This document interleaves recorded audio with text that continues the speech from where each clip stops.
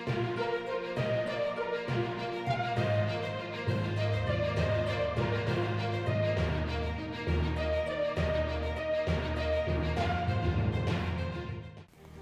News plus 21 में आपका स्वागत है। शासन के निर्देश पर प्रशासन द्वारा अवैध रेत उत्खनन पर शिकंजा कसे जाने के चलते रेत के अवैध परिवहन में लगे वाहनों के मालिकों के सामने भी संकट खड़ा हो गया है, जिसे देखते हुए राजनांदगांव जिला बिल्डिंग मटेरियल परिवहन संघ ने कलेक्ट्रेट के सामने अपने वाहनों के साथ धरना प्रदर्शन करते हुए वैध रूप से रेत खदान से परिवहन सुनिश्चित कराने की मांग की है।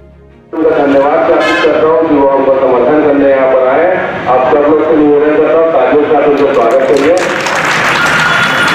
मैं किसी लोगों से निवेदन करता हूँ कि वो सब हमारे हड़ताल के बारे में, हमारे धरना के बारे में कहें। राजनांदगांव कलेक्ट्रेट कार्यालय के सामने अपने हाईवा वाहन और ट्रैक्टरों के माध्यम से रैली निकालकर राजनांदगांव जिला बिल्डिंग मटेरियल परिवहन संघ ने धरना प्रदर्शन किया और वैध तरीके से रॉयल्टी पर्ची के साथ रेत का परिवहन सुनिश्चित कराने शासन प्रशासन से मांग की।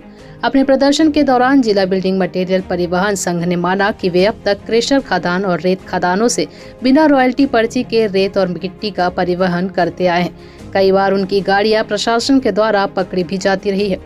परिवहन संघ के सदस्यों का कहना है कि रेत खदान संचालक अथवा क्रेशर खदान संचालक उन्हें रॉयल्टी पर्ची उपलब्ध नहीं कराते हैं और बिना रॉयल्टी पर्ची रेत अथवा गिट्टी का परिवहन करने को कहते हैं। वहीं मना करने पर उन्हें काम नहीं दिया जाता है। ऐसे में लोन पर लिए गए वाहनों की किस्त पटाने की मजबूरी के चलते वे बिना रॉयल्टी पर्ची के रेत का परिवहन करते हैं और उनकी गाड़ी पकड़ ली जाती है।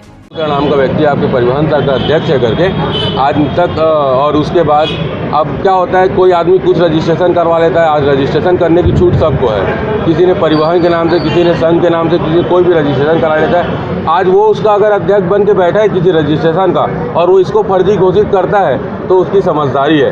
दूसरी चीज़, मेरा घर परिवार परिवहन के माध्यम से चलता है और जिस व्यक्ति की आप बात कर रहे हो, मैं नहीं जानता कि वो परिवहन का काम करता है नहीं करता है। मैं जितना जानता हूँ वो जुए सट्टे का कारोबार भी करता है, ठीक है।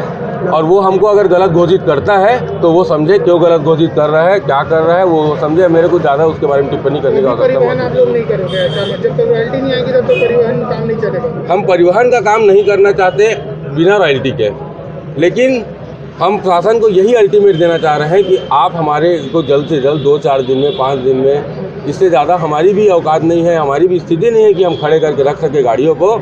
हमको करना पड़ेगा, मजबूरी होगी। उसके बाद अगर हमारी गाड़ियों को रोका या पकड़ा जाएगा तो उसका जवाबदेही पूरा शासन पे होगा। हम फिर एक साथ एकत्रित होंगे पूरे भीड़ के माध्यम से और फिर वहाँ पे जाकर हम विरोध करेंगे।